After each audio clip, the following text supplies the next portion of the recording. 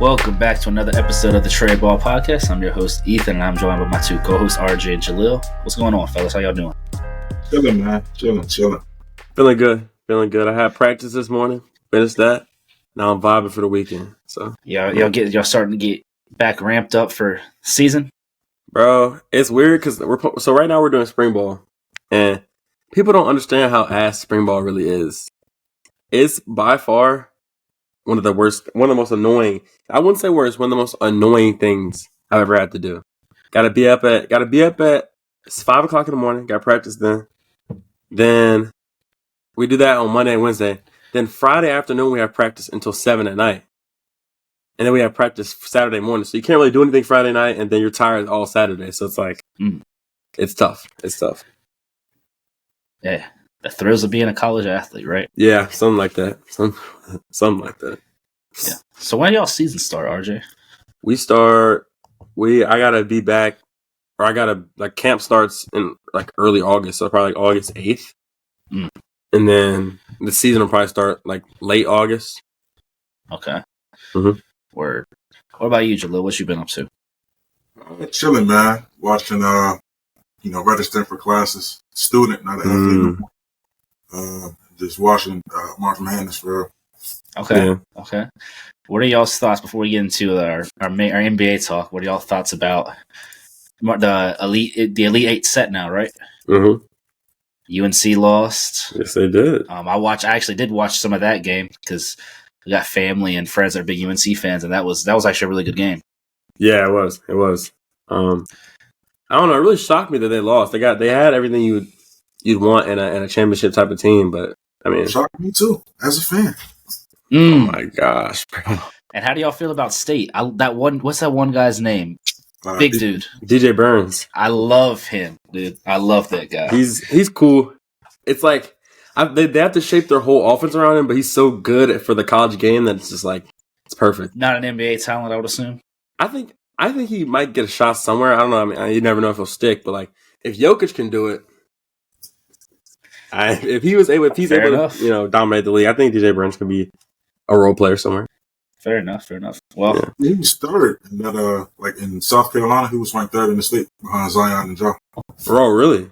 Really? Yeah. Damn. Okay. So yeah, he's been a ball player. Nice. Well, before we get into our NBA talk for the day, I want y'all to go ahead and like the video for us. Subscribe if y'all are new. We drop videos every Monday at 12, so be on the lookout for those. And you'll follow our TikTok and Instagram as well. We drop short content over there. So without further ado, we can go ahead and hop into it, fellas. So I figured we start off by letting RJ get his glaze out of the way for the episode and talk about a really good game that happened last night, actually. Recorded this on Saturday. Happened Friday night. Victor Wembanyama dropped 40 points and 20 rebounds, in a win over the New York Knicks. Good win over the New York Knicks for the Spurs. While Jalen Brunson dropped 60 points on 47 shot attempts, which, in all things considered, wasn't actually terrible efficiency or anything. Yeah, it was good efficiency. And Jalen Brunson continued to shine, showing why he's one of the best point guards in the league. And the Spurs continue to pick up wins here and there. Go ahead and throw it to you, RJ. How do you feel about your glorious king, Victor Wembanyama, dropping 40-20? The things that I feel like we've seen him take some, and this is from like an actual analytical standpoint, like I feel like we've seen him get so much better over this first year. We have. I don't know if I've seen any player develop this much in just a year ever. Like we saw at the start of the season, he was struggling shooting. And almost at the start of the year, I feel like the only buckets he was getting were, maybe some isolation, but mostly like rebounds or like them just passing the ball right at the rim. Obviously he's always going to have defensive impact. I mean, that's a given. But I feel like as the season's gone along, right, he's become. I think it might have been for the month of March or the month of February. I think it was the month of February. He shot 40% from three. So like we've seen him become we've seen him become a great shooter, right? We've seen him obviously continue his defensive impact. But now when you see him play, I feel like you see a lot more of him being able to handle the ball, being able to ISO. Obviously his playmaking is not going to be there yet, but I mean he's 19, so like I mean. I think we've seen him take a lot of steps this year, and I think last night's one of those things you look and you see what could be. We're probably gonna be seeing for the next 15, 10, 15 years. Since the All-Star break, I wanted to go ahead and pull up some of his stats right quick.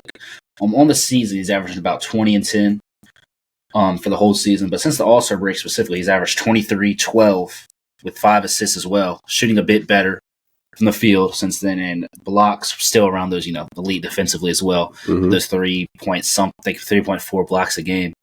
So he's definitely improved over the All-Star break, and hasn't been like it's been an improvement. It hasn't been like a huge improvement that I feel like that you've seen from you, stat wise, like you were saying. But eye test wise, I definitely see an improvement, for sure. And he's definitely been really good. But since you had to glaze him for a second. I'll let Jalil, me and you can chop it up real quick about Jalen Brunson, because he continues to shine. Dropped 60. That was the most shot attempts in a game since Kobe's 60 points in his final game, which was crazy. And then, of course, DeJounte Murray the other day had like 44 shot attempts. 44 points on 44 shot attempts. That's a little crazy, in my opinion. But yeah, in a Hawks win over the Celtics. But Jalen Brunson, how do you feel he ranks amongst other PGs in the league? He just had a 60-point win or a 60-point performance, and has really been showcasing himself this year. I mean, I feel like kind of now, especially this season, you have to put him in that. I think definitely a top 10 point guard in the league, and then I want to say top 5, but then we can do the list. This is no, I don't think he goes below 7. Shea, Luka, Shea, Luka, Steph. You gotta put him there, if I'm being honest. Tyrese Halliburton. Halliburton, Fox. I think this season, personally, I'll put him over Fox. Yeah, this season, I take Brunson. I honestly, just because of how Tyrese was injured and hasn't been as good since the All-Star break, really, I might take Jalen Brunson at 4. That's fair. That's fair. Just because I'm looking at these stats, too. He's averaging 28 points a game. Fuck. 28, 4, and 7 on 48, 40, 85 splits, while leading a team without their other best player, who I would say for sure now is their second best player in Julius Randle. But a lot of the times the past 2 seasons, it's been like a 1A, 1B type of thing. Been without Julius Randle for a while, and they're still a top 5 seed. So Jalen Brunson, man, I feel New York got him on a steal. At first, we all thought it wasn't a good contract, but now it's a steal of a contract. And I mean, those stats speak for itself. And I definitely say he's a top 5 point guard in this league right now. Who you argue who is where is debatable, but he's definitely shown what he can do. And it's so crazy because he doesn't even shoot a lot of free throws or anything like that either. Yeah. I mean, he's getting these 28 a game on how many free throw attempts a game? I mean, just yesterday he dropped 60 with 2 free throws. Jesus Christ! I mean, that's absurd. That's actually insane. I'm sorry, 6 free throws. 6 free throws. Still, 100% from the line. 6 free throws. Had 61 points. So 55 of that is just straight buckets. Straight jump shots, layups, 3-pointers, all that. So it's like, dang. That's absurd. And he's a guy who only averages how many free throw attempts a game? He averages 3 a game for his career. This season, he averages 6 attempts a game. Only 6 attempts a game is not a lot for a star player. Especially a guard, and as much as he drives, I feel like he's downhill a lot. He's not like a shooter. I mean, that's shocking. So, crazy career so far for Jalen Brunson. Crazy past couple seasons, and I don't know if this is his peak or not. I feel like it is, but from what he's shown us, I was going to ask, how long do y'all think he can keep this up? Because I feel like in our lifetimes, we've seen quite a few guards, rise and fall, and especially guards that are smaller. I feel like they're all kind of one injury away. Yeah. You also got to remember too, he was in college for a while, right? Yeah, he's already 27. Yeah, I was about to say, you got to be 27. He's not necessarily young. He's still young, but he's technically already in his prime. Yeah. So I think, but I mean, from what I'm seeing so far, I think we can get at least another 3. If we can get another 2-3 seasons at this level, that's a career. That's a crazy career right there. I think even he's one of those guys though. Even if he takes a step back, he'll still be a good player just because of the way he plays the game. Like I feel like he'll age pass. Well. Yeah, he got the mid-range game. Like he'll age well. I don't think it'll be a problem. Now he probably won't stay. I mean, I couldn't see him staying at this level for the rest of his career. But I mean, 15, 8 assists. Like I mean, I think he can do that in his sleep. Yeah, he could. So I like Jalen Brunson a lot, and he's going to help out the Knicks a lot in the playoffs, of course. Mm-hmm. But moving on to, I say, what is the main topic of the show. Houston Rockets. They are playing amazing as of recently. 11-game winning streak as of right now. All without Sengun, their best player. I still say he's their best player. We can debate that maybe in a little bit, but I think without their best player, Sengun. But the reason why they've been so good is, Ime Udoka continues to show why he's such a good coach. All the off-court antics with the Celtics, behind us. He's obviously such a great defensive coach. The Rockets play great defense. And now without Sengun, we all know Sengun's not a great defensive player. They've just been switching everything, and it's worked to a T. You got and Jalen Green, who's also not a great defender. He hasn't been terrible. He hasn't been a good defender by any means, I don't think. But he's not been terrible. He's actually been putting an effort out there. Mm-hmm. And in these 11 games, Jalen Green is averaging 30 points on the dot. Jesus. While also giving you 6.7 rebounds and 4.1 assists on 50% from the field, 45% from 3. Only 75% from the line. He needs to get that up, but I mean, you can live with that. And it's not even just him. A lot of people are giving Jalen Green the credit. He's got a baby on the way. That's why he's playing out of his mind. But Nick, what? Wait, huh? What? I heard something about that too. 3 from 3 different women too. Oh, he's wilding. He got like a super boost right now. He got the Fred VanVleet power up times 3. His teammate who did that before has also been playing great as well. Fred VanVleet has been putting up quietly in these 10 games, 18 points a game, 4 rebounds, 9 assists a game on a great assist to turnover ratio. Also giving you 2 steals a game on 44% from the field, 40% from 3, and 95% from the line. He's definitely controlling that offense to a T. And his contract is massive, but it's only for a couple years. And he's helping them. He's also gives them that defense of that guard that you need. We know Fred VanVleet's small, but he's scrapping. He's gonna play defense. So this team is really good, obviously.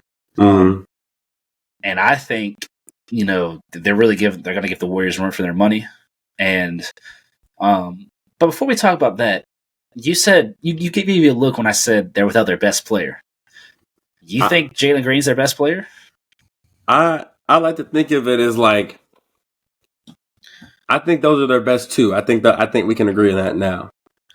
But I also feel like we're seeing with Jalen Green, obviously he's not going to keep shooting. I mean, whatever he can't stay on that pace, right? But I think this year, people had already started started to doubt him and label him. I was one of those people. Yeah, kind of label him, and it's fair enough. Like, I mean, in his career up to, a couple months ago, I kind of seemed like he was a shot chucker. He didn't play any. He still doesn't. He's not a good defender, but he's going active. He's better. Yeah, I understand. Like, I understand your point of view. Like, and one way to think about it, kind of playing devil's advocate to myself a little bit. It's like, is he just hot right now? Right. Because there's a little bit there in the season where people were saying they should put him out coming off the bench and shit because he wasn't dependable, like shit like that. So I could see that thought process, but I just feel like really watching him play, I feel like he's starting to get a grasp of the game. He's starting to pick his spots a little better, and then I also feel like he's just more comfortable and aggressive. Like when he gets his shot, he's taking it with confidence. When he gets downhill, obviously he's showing his athletic ability. We know he's one of the best athletes in the league. Very fast. Yeah, just his skill set is starting to transform. And I think not only that, I think, like I said, he's just becoming comfortable in their system and with the game. And obviously he's one of those guys like the better defense the team plays, the better he'll be because they'll be able to get in transition. They'll be able to, get out and run. And that's, I mean, like you said, his speed. That's his strong suit. You're right. So I'm with Arthur for the most part. I think it's finally clicked for him in the league. And you look at high school and, coming into the league, he was very comfortable in himself and confident. In early years in Houston was kind of unstable, like coaching situations, different off the court player situations. And I think going back to Ime Udoka, it provides a sense of stability. Not just with defense, but just in general. Like you're comfortable that you have a coach he's going to make the right decisions for the team. Mm-hmm. And so, I mean, I'm not going to say you're going to average 30, but I was telling somebody the other day, I think he can average a smooth 28 next season, and I wouldn't be surprised. Yeah. I think once he realizes, I don't know how many free throws he's taking a game, but once he realizes how to get to the line, I think he'll be a lot better. Yeah. Like once he realizes how to take, I think because he's so athletic, I think sometimes, and I think this happens to John Morant sometimes too, is he's always looking to finish the layup. When sometimes, unfortunately in our league, sometimes it's about getting fouled and getting some easy points.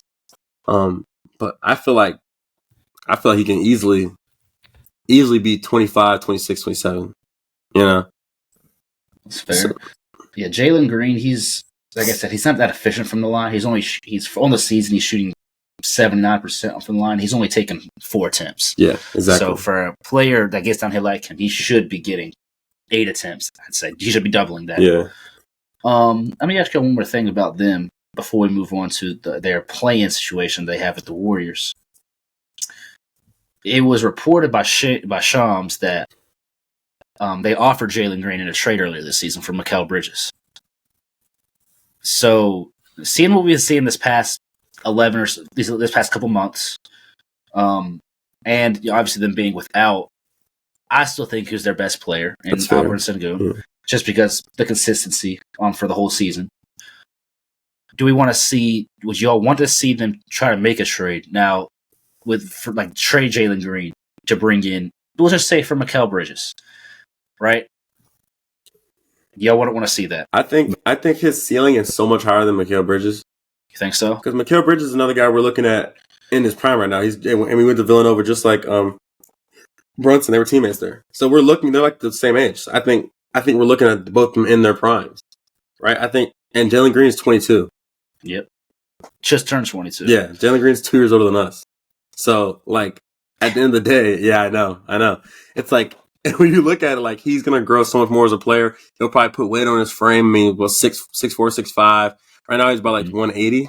Imagine he gets to, 195, 200. He's able to now manipulate the game with the ball in his hands, get downhill, get in the post a little bit, I think we're just scratching the surface with his ability. Now, is he able to stay? I think a big part of his game, like we just said, is confidence. Right. Yeah. So is he able to stay in that mode? Is he able to, be confident the whole time? Well, I mean, you got to wait and see that. But I think I would just think his ceiling is so much higher than Mikal Bridges that if you made that trade, you just kind of be selling yourself short. Okay. And the reason I asked that is because for what this team is for right now, they obviously are trying to compete, right? And we know if they do meet the plan or they don't, we know if they do get out of the plane and meet the 8th seed, we probably know they're going to lose whoever the 1 seed is. Mm-hmm. But with a team that's trying to compete, do y'all think that it'd be good to keep both Jalen Green and Alperen Sengun or trade one of them? Just because their minutes together have not been the best. They don't play well off of each other, specifically more so Jalen Green. He didn't play well with Alperen Sengun, to put it. He wasn't taking over the games like he has been. And the teams play a lot differently with Sengun, and obviously without Sengun, they've been on this win streak. So that maybe could equate to maybe Sengun isn't who we want. But it's also the consistency for Sengun throughout all the season compared to what we get from Jalen Green is a lot bigger for sample size. So do y'all think these are two players that could figure it out and play together? Yeah, I think if I'm in Houston, I think you kind of have to figure it out. Because with Jalen Green right now, you have a guy that's, as I say, it's clicking for him right now. And if he can continue on the path that he's on, it looks very good. And then you have Sengun, who's as promising and as young, he's young too. Mm-hmm. I don't know how old he is exactly, but he's young as well. 23, 24. One of those. And as good as he is, he's only going to get better. So I think he's younger than Jalen Green. He is? He's 21. He's 21. Shit. Yeah, man. You can't. You keep them both. Yeah, that's what y'all are thinking. You can't separate them. Yeah, I say wanted to compete, especially right now in the West. You see it with the Thunder. Connor, you have Shea, Chet, you also have Jalen Williams, but you have two young guys who could be kind of like the cornerstone. Mm-hmm. Houston, they already have two guys who are starting to find their way already. So I think you got it. I think for the very least, if they in their primes, if you keep these two guys together in their prime, you're competing for a championship year in and year out. I think obviously you need to build around these guys, but if you can also, it's not like they have two conflicting play styles. It's not like you got Trae Young and DeJounte Murray. You know, like their play styles, you should be able to figure out a way for them. They could be able to figure something out. Yeah, like I mean, the 2-man game. You know, even if it's just them kind of staying out of each other's ways. You know. Yeah, I think you know, and Şengün's he's a good enough passer to where, and Jalen Green's such a good. I mean, he should be good at cutting and moving off the ball. Like they should be able to play in unison. I don't think it should be. You know, they can figure it out. Yeah. If they, I kind of agree with y'all. I wouldn't be necessarily mad if they decided to go a different direction. Just because if the front office is wanting to compete now and not wait, which, as you can see with the Thunder, sometimes it's good to wait, right? Yeah. But if they were wanting to do a Jalen from Mikal Bridges, I feel like that would make this team significantly better with what they have, in my opinion. You think so? And with at least what they have right now this season, Mikal Bridges being in there, you know, that their defense is already good. They would become the best defense in the league. Maybe. I don't know if they just jump over Minnesota like that. Yeah. Though. Maybe. Well, it also depends on Alperen Şengün's development. Yeah, that's true. That's a fair point. So they probably want to jump over Minnesota because they have Rudy Gobert, because of that anchor. But you have him getting a little bit better defensively, getting average to above average. I think it would help them out a lot. But and it fits their play style. I feel like that move makes them maybe the 6th seed. I mean, if they were to, you know. But, I agree. But I feel like long term, like, what's the, you know. Yeah. And I also think long term, they could really have something really good going on, because I'm still a big believer in Amin Thompson myself. Yeah. I think he could really be their point guard of the future. I know he hasn't had a stellar, him and his brother, they've had decent seasons, but obviously they're like the worst two players shooting wise in the league when it comes to jump shots. As I'm looking at it, I mean 67% from the line, 14.5% from three. Damn. But these are two young guards they're rookie guards. I think we need to give guards time, even if at least they can give. Y'all remember, De'Aaron Fox wasn't a good 3-point shooter. Yeah, he is now. Shea wasn't a good 3-point shooter. He is now. Now they might have not been this bad. Yeah, but they're 20. They're both 21 as well. Mm-hmm. Same age as Sengun. Which is funny to think about. Sengun's been in the league for so long. They're the same age as Şengün. Yeah, that looks bad. Is it 21? They just turned 21. 21's still young. It's just because Şengün is so good in their ass. But they have. He was playing professionally in Turkey, wasn't he? Yeah, they were what? No, they were playing the overtime elite, right? Yeah. So I mean, you're going against kind of like freshman, sophomore in college, high school, compared to professional guys. Yeah, professional guys, right? I don't know. I still like him a lot. Him and his brother, both of them. I can use both of them the same thing. They're both elite defenders already. Both very good defenders, and they both are good in transition, and they make smart decisions. Specifically, Amin. He's a reason why he was drafted a little bit above, because he has point guard vision. He's 6'7". They have all the tools to be the great defenders, which they already are, and to be a good playmaker. All they got to do is get a little bit better shooting wise and stuff like that, and they can be the point. He can be the point guard of the future. Yeah. So a team built around him at the 1, Jalen Green at the 2. Maybe not even this version of Jalen Green, but something close to it. Mm-hmm. And Sengun at the 5 could be I think could maybe even be a dynasty one day. Yeah. From what we're seeing. I agree. Maybe. I agree, because I mean that's what you're looking for. That team has size, guys playmaking ability. Cam Whitmore as well. Exactly. Tari Eason is not a bad player at all. I like him. They have a lot of pieces. Yeah, I do think they'll end up having to move off of some of these guys just for money reasons, just for all types of different reasons. But I'm not going to say you can't replace Tari Eason's output. Like, I mean, you can you can figure something out to get a Tari Eason type of player. So I think they'll be all right. Okay. But yeah, we can go ahead and move on to still talk about the Rockets, but more so around the Warriors. I would say the Rockets are one game behind the Warriors right now. The Warriors have won their last three, and the Warriors but they've been close games. They've almost messed themselves up. Specifically, Draymond's almost messed them up. Draymond, of course, he got ejected when it was like 6-6 in the game. A couple minutes into the first quarter, he gets ejected.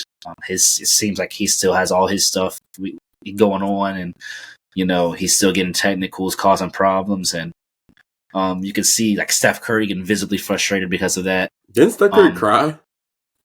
Nah, he ain't cry. Nah, that nigga was crying, bro. Nah, I don't have no reason to make this say he was crying, bro. I don't know. He ain't crying, bro. I'm telling you, he's crying because he knows what they have to do, bro. It's over, bro. It's goodbye, Draymond. We had a good run. He's not even out there to play basketball anymore. I mean, so can we talk about this for a second, bro? He's not out there to play basketball. He's out there to just bullshit around and then fight someone.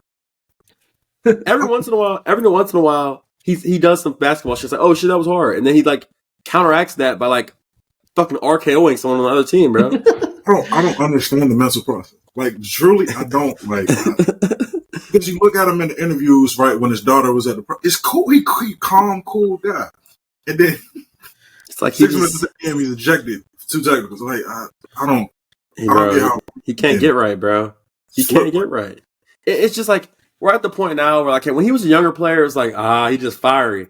But now, nigga, it's like you're about to cause us a chance to even have a shot to make the playoffs. And you're in your late 30s. Yeah, and I mean, not the same like player. 34 years old. I mean, he's still a great player. Great player is crazy. He's still a great player for what the Warriors need because he's still there's a visible change without him on the floor. They need Draymond Green. Ethan, we're calling him a great player.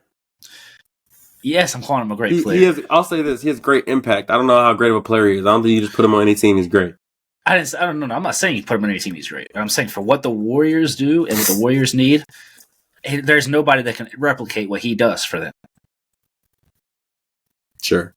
I just don't like him. I feel like I'm lying. I do like Draymond. I just don't like that he can't control himself, especially because they need him to. They really need him to be on the floor. They do. And he just couldn't. He can't seem to corral whatever demon this is. Like he's chasing some sort of demon. I don't think it's that hard to just not throw a punch or not swing an elbow. Just don't engage. Yeah. Okay. It's like, bro, like like. Go ahead. Go ahead, Archie. I don't think it takes his whole team and the whole coaching staff to come holding back from staying crazy. Y'all saw what he said, what he was saying to the refs? Yeah. Like, I don't think it takes the whole... What do you say to the refs? I'm not going to say it. You can't say it? Podcast. No. But he's... a lot of profanity straight out the refs before he walks away. And his whole team... Was it Kelly Oubre? Kelly Oubre? The refs I heard they said he was verbally abusing the refs. He could verbally abuse me.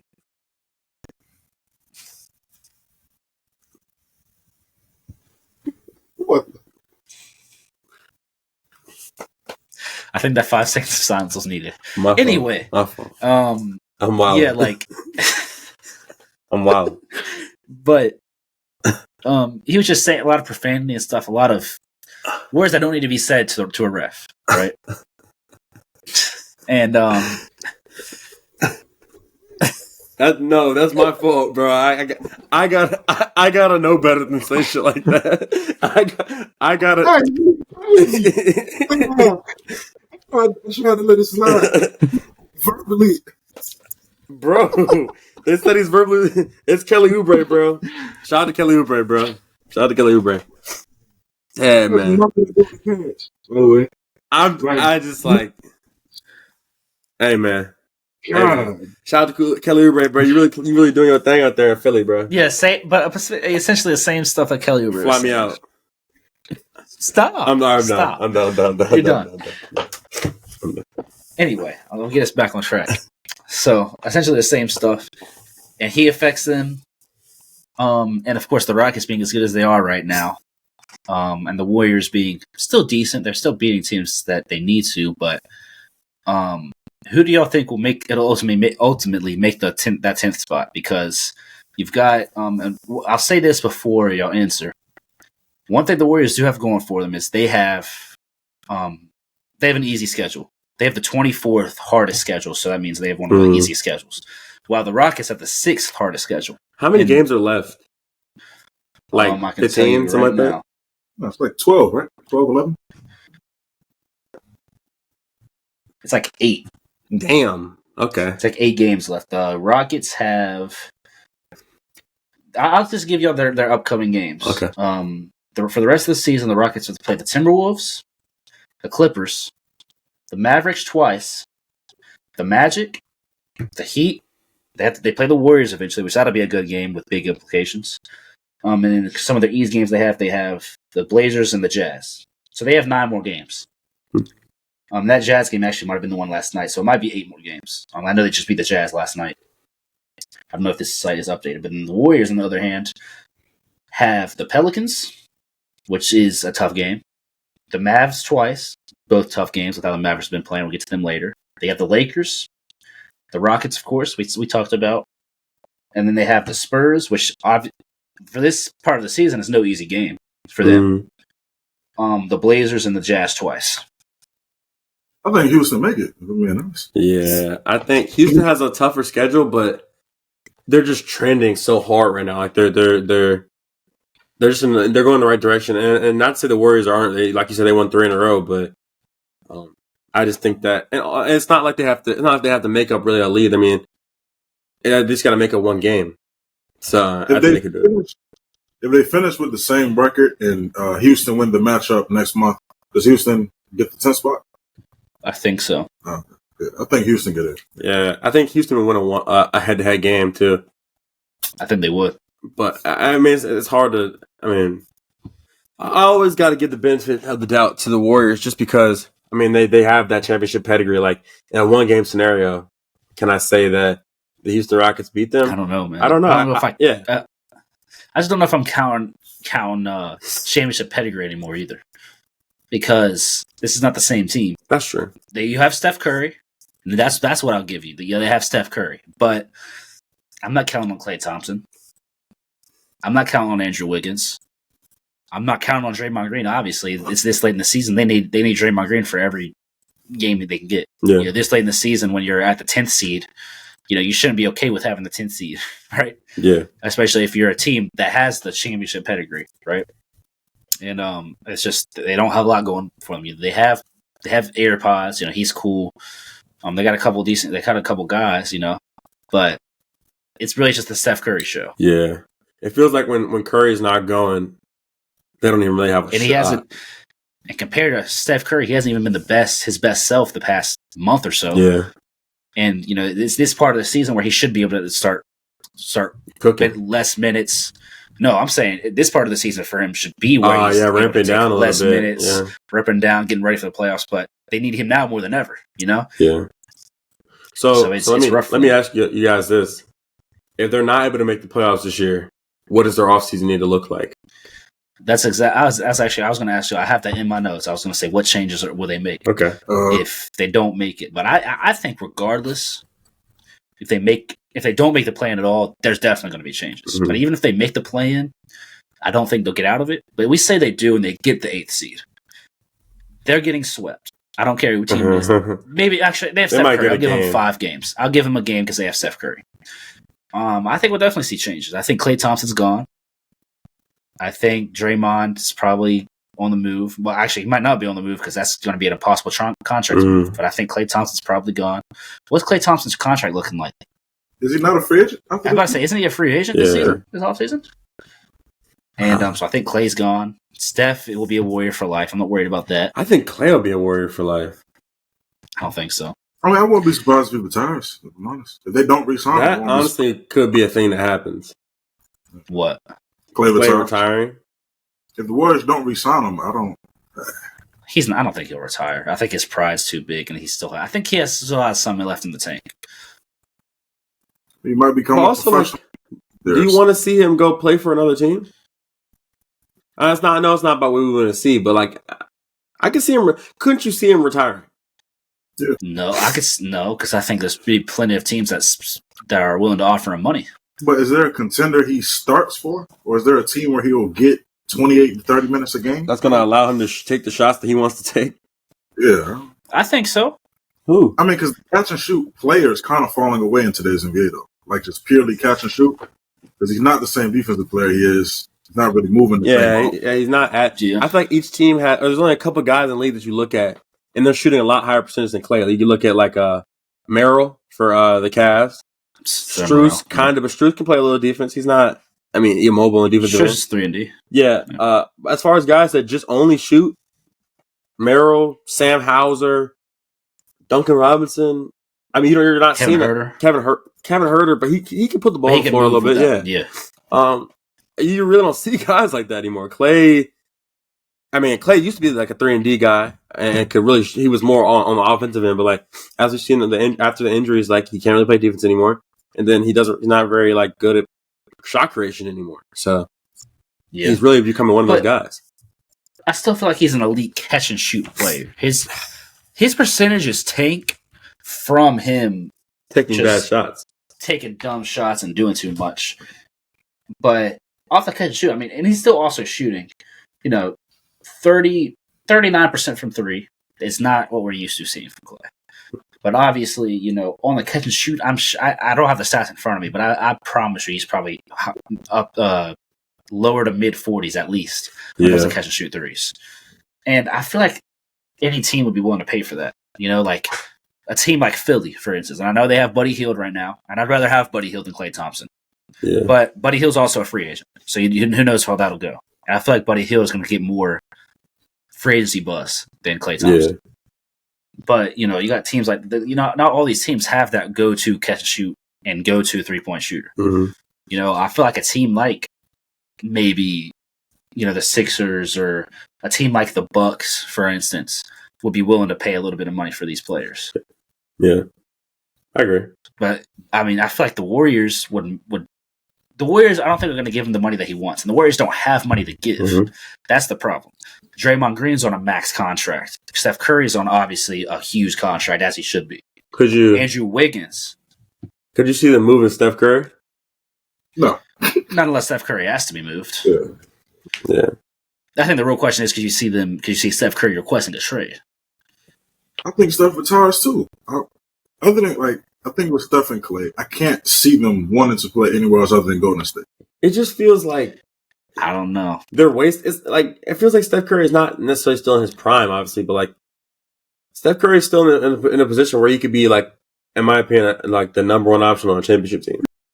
Yeah, like I don't think he's out of that mode or that part of his career. So I feel it kind of sucks how he's just kind of wallowing on a 10 seed now. It's like, well, that's why I said I don't think they would trade him, because no team's going to trade a guy who they believe can be a number one option on a championship team unless they ask to be traded. Sure. If Steph Curry has to be traded, they're going to trade him. Mm-hmm. They're not going to. They're going to agree to where he wants. They're going to trade him to where he wants to go too. Mm-hmm. It's not like It's not going to be like a Dame situation kind of where he gave him a list, but they weren't as they wanted to listen to his list, but they were open to other offers. Yeah. Because, they had new management and stuff like that. The Warriors have the same management. They have a different GM, but they have the same management they've always had. They're going to send him to the... Yeah. Steph Curry could say, I want to go to the Lakers. No other team has a chance, if I'm being honest. But I don't think Steph Curry will request a trade. I think he's a Warrior for life. And I think he still has plenty left in the tank. That's why the Warriors need to try to make something happen. Yeah. But I don't know what they can make happen, because who wants Andrew Wiggins' contract? Who wants Draymond's contract? Klay Thompson, they're not going to be able to give Klay Thompson the money that he's going to want. I feel like another team could give, even though Klay Thompson isn't going to be on as big of a contract. Could you see a Klay sign and trade? Yeah. Yeah. Just because I don't think they're not going to be able to give him the money that Klay wants. Mm-hmm. Just from what we've seen from Klay, he's going to ask for more money than he's worth. And I don't know if a team's going to give him what he wants, but there'll be a team that's able to give him more than the Warriors. Because, like I said, Andrew Wiggins has been a terrible basketball player this season. He's on a huge contract. Draymond Green, huge contract. They don't have money. Yeah, they really don't. I think they won that championship and they were expecting things to kind of stay as they were. Yeah. But then everyone kind of declined. Well, actually, I'll take that back. They do have some money next season because Chris Paul will be expired. Yeah. So they'll have some money to work with. Your boy need to go ahead and retire. I forgot Chris Paul was in Golden State. Yeah, I'm sorry. Chris Paul's been good for Golden State. Ethan, it just seems like Off the bench. It seems like it's like one of those things. Like he's just never gonna win. He will never win a ring. He can sign somewhere next season as be their sixth man. Do you want him as a sixth man, though? I wouldn't want him as my sixth. At this point in his career, I mean, let's use Boston. You want him as a sixth man in Boston? I didn't say maybe not sixth man, but backup PG. Backup PG. I wouldn't hate that, but it's also one of those things like. I mean, it's Chris Paul, man. Like, I mean, any team will take Chris Paul as a backup PG. Yeah, I guess you're right, but it just feels like, oh no, that nigga just can't win. I don't know. It's like he just can't win. Like, I hate to say that, but it's, I mean, like, obviously it's Chris Paul. He's a great player, but it's just like something about his aura just won't allow him to win. I don't know. Still a GOAT PG. But I mean, yes, so shout out to him, but it's just like, whatever. Yeah, I do think big change, regardless of what happens. I think big changes are coming. However they try to do it, they might end up going full rebuild mode for all I know. Yeah. But big changes will come. But moving on to the top of the Western Conference, the Timberwolves have proved us wrong.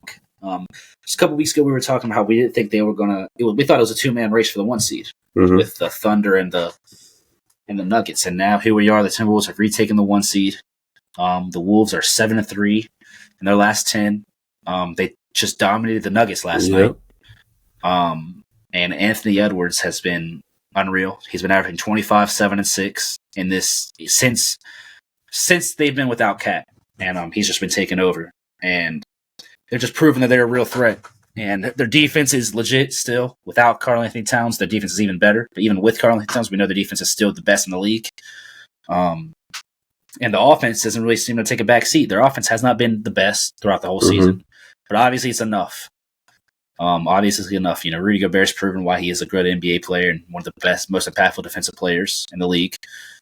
And they just refuse to go away. We thought they would take a back seat, get the 3 seed, and not worry about it. But they obviously want the 1 seed. And first 50-win season since Kevin Garnett in his prime. Damn, it's crazy to think about. It's the first 50-win season they've had since KG won his MVP. What was that? 2003. Yes, 2003 or 2004, one of those seasons. So it's they obviously they're hungry. Ant is a dog. He's a guy who you want as your best player. And if Cat does come back right before the playoffs, this team's looking scary because they're proving they don't even. I'm not gonna say don't need him because he was an all-star this season. Cat's a phenomenal player, one of the best players in this league, but they're doing it without him. Yeah, and they don't have necessarily. I don't think. Me looking at their schedule, they don't necessarily have a hard schedule. It's 20th when it comes to in ranking of the hardest schedule. They just beat the Nuggets. The only difficult games they have left, which I wouldn't call difficult games, is they have the Suns twice, but the Suns they've been whatever. Yeah, and they have the Lakers and the Rockets.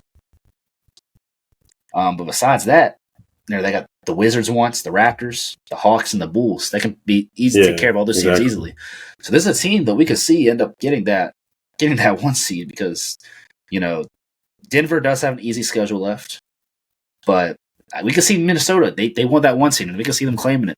Yeah, I think last week or 2 weeks ago we were very eager to say that the Nuggets were going to get it. At least I was. I felt like they were trending in the right direction. And obviously the Nuggets are still good, but I think we underestimated Anthony Edwards and then also Minnesota supporting Cass. I think Cat going down, we kind of proactively were like, okay, obviously they're going to take a little hit. And they kind of did. They fell a little bit in the standings. They were number 3 for a little bit. And obviously it's tight, so that might be losing a couple games, really. But I think they've been pretty resilient. Ant has showed that he's one of the best young players in the league. I think Rudy Gobert has stepped it up. Just his output and his obviously his defense and stuff.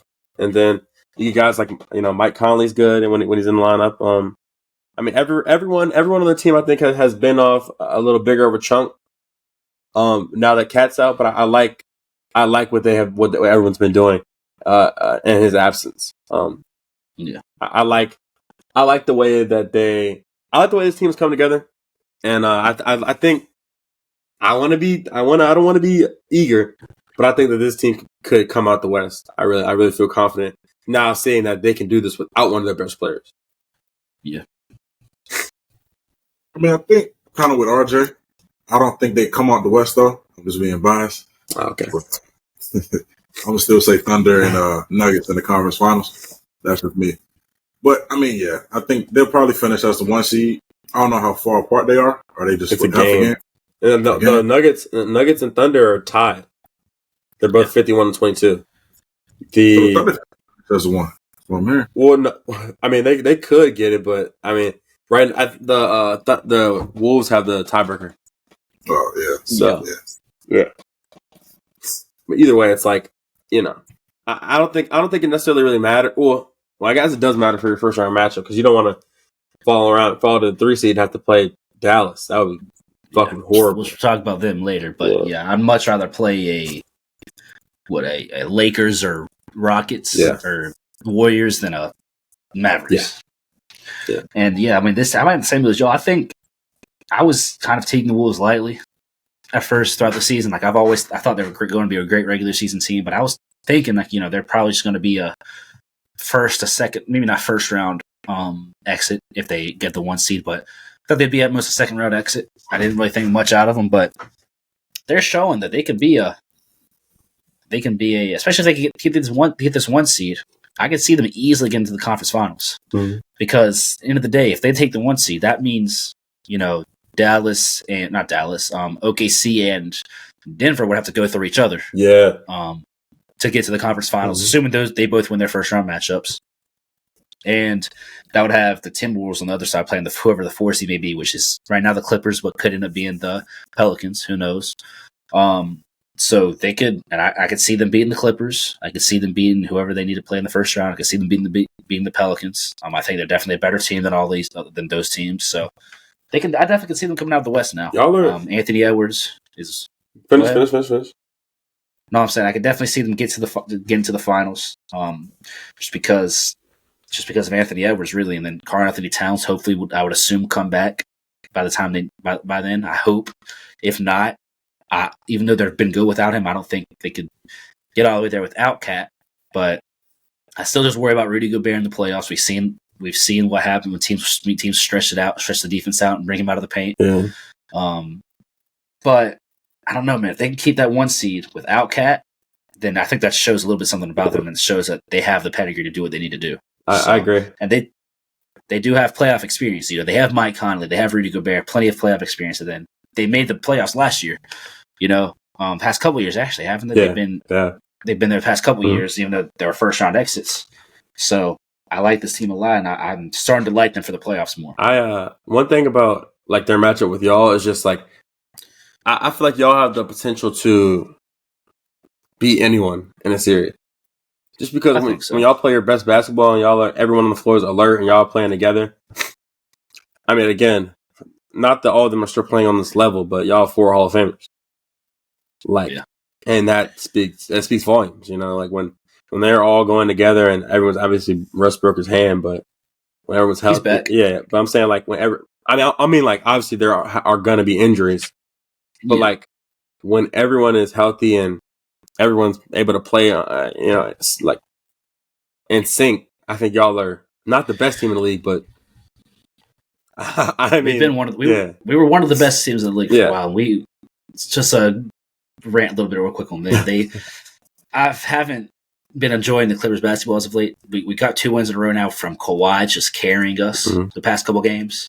We had a crazy stat line last night against the Magic, and then the other night against the Sixers, he 2-and-1s to end the game. He's been coming up big for us, but I do worry about the health because you never know. It's getting to that. Kawhi's played a lot of games this season. Yeah. He's already hit the 65 game mark. He's been consistent. I just hope he can stay healthy. PG can stay healthy. All the guys can stay healthy, and it's also just I see a big lack of urgency from this team. This is a team that I thought, coming out of the All-Star break would continue to go, and try to get the 1 seed. We were the 1 seed for approximately 12 hours. That's it, right? So it's like I thought this team would be a team that maybe tries to go and compete with these other 3 teams, and they've kind of took a back seat and now are could, if they're not careful, could drop to the play. Yeah. If all things considered, like they don't have that big of a lead, so I think they'll hold on to the 4 seed, or at least the 4 or 5 seed. I think they will, but Dallas has been hot. You know, these other teams are good teams. That's the last thing I would want is for this team to drop to the play. Mm-hmm. So I still have hopes for them, and I'm not going to say I'd be surprised if we did, you know, make it to the conference finals or make it to the finals, but I have more faith in the other teams. Yeah, that's fair. So going back to the Timberwolves, I have a hypothetical for you because y'all talk about Minnesota possibly coming out the West. And I think it's far-fetched, but say Anthony Edwards and the Timberwolves do win a championship this year. Where does that put Anthony Edwards at, and as far as his case for face of the league? Because I think right now, me personally, I would say odds are on Tatum. I think if he gets the championship this year, I think he's solidified the next face of the league. I think it would be. Go ahead. I think it would be Ant if he were to get a Finals MVP this young. I said he would be the Finals MVP. If he just goes crazy in the playoffs, they get a championship, he gets Finals MVP. I don't see how it couldn't be him, just because even though Tatum's done it for longer, a Finals, championship ring speaks volumes, right? Yeah. And Minnesota, that'd be Minnesota's first championship. Yeah, it would be.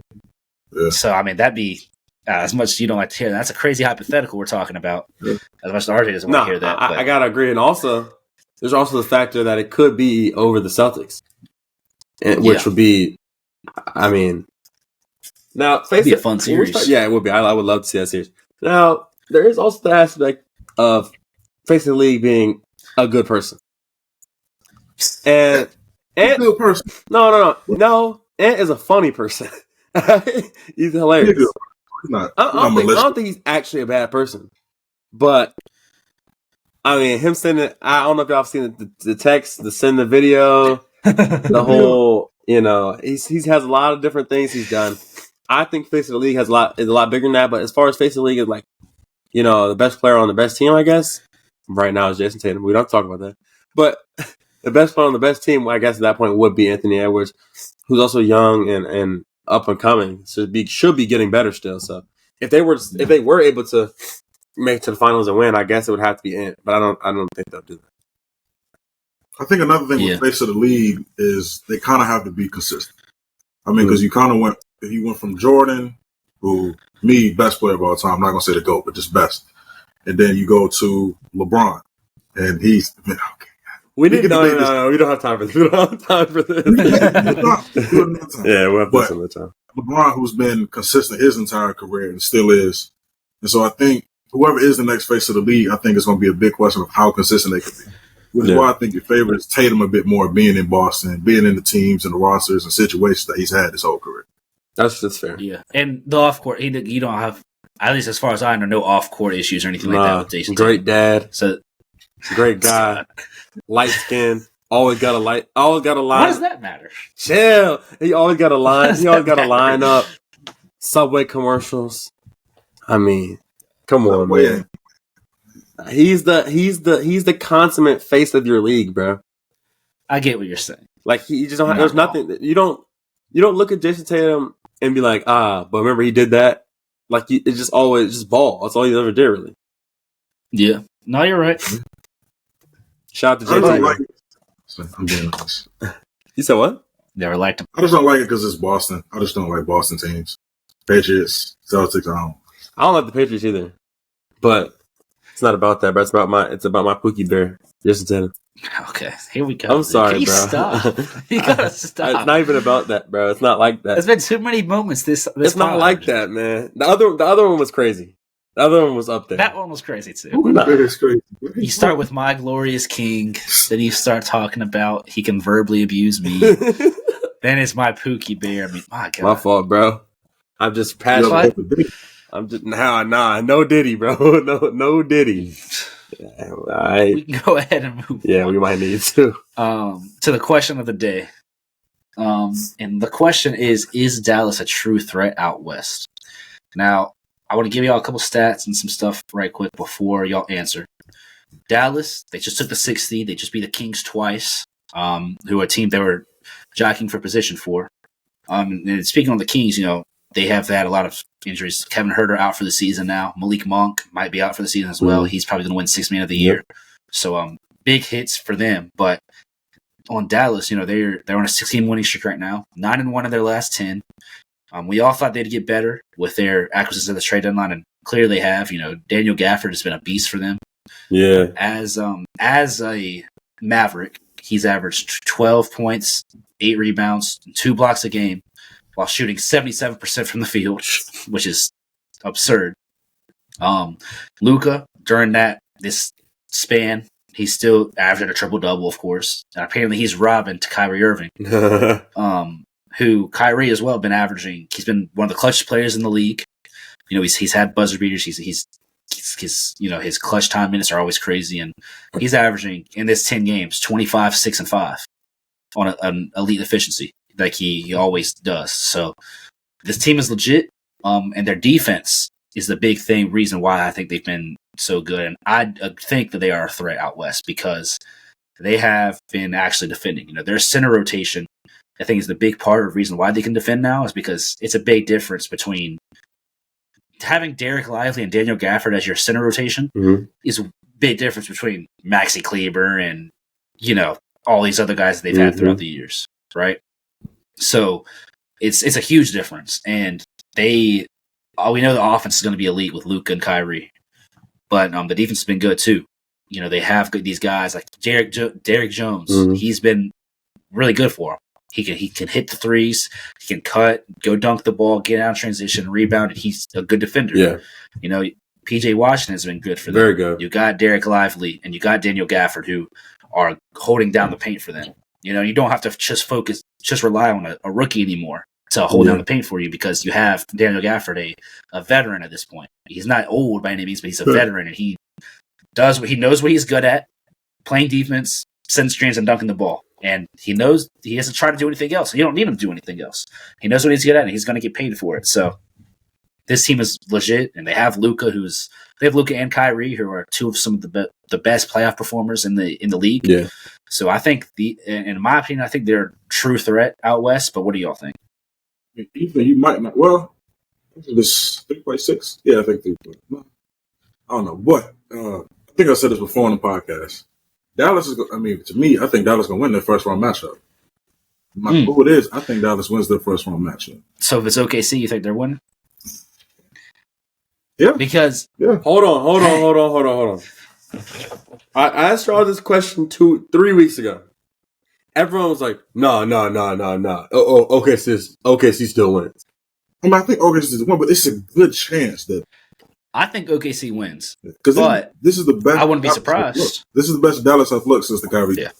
And I think it's the best Dallas I've looked in general since the past couple of years. Yeah. And they weren't playing like this when we talked about this. They've been playing really good. And you're right. I just would have to say that y'all all were acting like it was crazy because at first I was saying that Dallas could win it, not the whole thing, but could win that series. And I think now, am I a little bit of an OKC hater now? Yes, you are. 100%. Yeah, you are. Maybe 100%. Yeah, maybe. But I also think that on a serious note, like I think Dallas's starting lineup could give, and also their bench could give OKC some problems. Obviously, with Luka and Kyrie, that's out the gate a lot, right? But then you throw, like you said, you got not Kleber, you got Gafford and Lively, which they add like it's an interesting 2-man game with them and Luka or Kyrie, because that not only do you have a guy that can pop, right? They don't pop, but they're such a vertical threat. Whereas at first it felt like guys like Maxi Kleber or like Kristaps Porzingis in the past, that you kind of knew what they were going to do. It was going to be they were going to pop or they were going to short roll. It was never going to be them downhill trying to catch a lob. And it adds a different vibe to their game. You know what I'm saying? I feel like we know Kyrie can shoot, we know Luka can shoot, we know they want the ball in their hands, but I feel like them combined with those bigs, combined with like Tim Hardaway Jr. and Derek Jones Jr., who you mentioned, I feel like they could give the Thunder some issues. Jaden Hardy as well, Josh. Yeah, Jaden Hardy's been decent. Yeah. Yeah, and I agree. I think they can give anybody they play a problem. I think as of right now, I would still take. As of right now, it would be Denver. I'm taking Denver. Oh, come out the West? I think. No, Oh, you're saying as if of right they're now, playing a in the series. first round. Yeah. It'd be Denver versus Mavericks, which I think would be a phenomenal Yes, series. that'd be good. That'd be really good. But I think I'd take Denver. I think I'd definitely take Denver. They have the best player in the series. And I don't think, even though Dallas has been better defensively, they don't have what it takes to guard that Denver offense. The Timberwolves, however, and the Thunder are a bit more interesting because as right now, I do think the T-Wolves and the Thunder are better teams than the Mavericks. The Mavericks would have arguably the best player in that series. I don't think whether they play the Thunder or the Timberwolves. Yeah, I think they probably would have the best player in that series, even though Shea is still one of my top picks for MVP right now. Luka is probably the best player in that series, and Luka is I'd say definitely the best player in the Timberwolves series. Mm-hmm. So you have that factor, and you also have Kyrie Irving. It'd be a tough matchup, even though these are both elite teams defensively. More so for OKC, I think I'd be a bit more worried. Actually, I lied to you. I think I'd be more worried for the Timberwolves because I feel like out of the teams that we've seen able to bring Rudy Gobert out of the paint and really make him stretch the floor, I think Luka and Kyrie would manipulate that defense and to get switches, to get Rudy Gobert onto them. And I'm sorry. He's going to be the defensive player of the year. I'm sorry. But Luka and Kyrie are cooking that boy every time. Yeah, they are. So, I don't know. I feel like it'd be interesting. And I feel like they can give... Would y'all be surprised if Dallas made it to the conference finals? Oh. They're rolling, man. I feel like people underestimate how hot teams are going into the playoffs. And not to say like they haven't lost games, but they just seem to have clicked. Like we were talking about with the Rockets, they clicked. And I think, like you said, those other teams might be better. I mean, more talented, have more guys, but I mean, they're hot right now. The Mavericks are. They are. And I think that's the thing with the West. I mean, I think I said it a couple podcasts ago, but 1 through 6 could legitimately all make the conference finals. Yeah, that's very true. Yeah. I think questionably you get with the Kings with, their injuries. And then Pelicans just, I'm not high on the Pelicans. But I think, 1 through 6 could all really make the conference finals. Yeah, 1 through 6 right now is Timberwolves, OKC, Denver, the Clippers, the Pelicans, and then Mavericks. Yeah. That's 1 through 6 right now. And especially with how the Pelicans have played as well, I don't think I'd be surprised if all of them made a conference finals run. Yeah. So y'all make great points. And that's why I think the 1 seed, maybe even the 2 seed as well, but I think the 1 seed is so valuable. And that's why I said I was so upset with the Clippers not really pushing for that and being slow since the All-Star break, because whoever gets that 1 seed is just so much more valuable because the top 3 seeds are definitely the 3 juggernauts. It is a 3-man race. And you're getting a significantly worse team to play in the first round. Because, even it's still not a terrible team because it would either be like the Suns probably or the Kings, which don't even sound like favorable matchups if I'm being honest, but I'd much rather play the Suns or the Kings, or even one of the 9-10 slots, which I don't think either of those teams will make it, but I'd much rather play the Suns or the Kings than any of the other teams that we've talked about. Yeah. So I think it's really just about staying out of that 3 spot. Because obviously, like you said, the 1 spot is helpful too, but the 2 you could beat the Suns. But like Jalil was saying, with how Dallas is playing right now, they're gonna win their first round series. I just think unless they get the Nuggets, which I think the Nuggets end up somehow getting their way out of the thirds. I think they somehow get the West. They somehow get the It's also tight right now. It's hard to tell, but I don't think they finished 3rd in the West. It just doesn't look right. But I think whoever gets that 3rd seed is just in for. And if you don't lose that first round series, I think it goes to 7, and you're severely disadvantaged moving into the second round. Yeah. So that's the big thing too. 2 and 3 will have to go against each other in the second round, assuming they both win. And that's going to be a dogfight. Whoever wins of those top 3 teams are up to 2 and 3. That's why if you're the 1 seed, you're missing at least one of those teams. Yeah, exactly. So whereas if I'm the Nuggets and I'm the 3rd seed, I go through the Mavericks, and then I got to beat the Thunder, for instance, and then I got to go through the Timberwolves. That's a lot. Yeah. And then maybe the Celtics or something like that in the final. That's a whole lot. That'd be like the hardest finals run ever. It would be. I mean, I think if the Nuggets had to go through the Maverick, Luka and Kyrie in the first round, and then you go through the Thunder, and then the Timberwolves who have been amazing. And then Juggernaut in the East, that'd be rough. Yeah, that'd be a lot. I don't think they could do it. But and if they did, that would be insanely impressive. Yeah.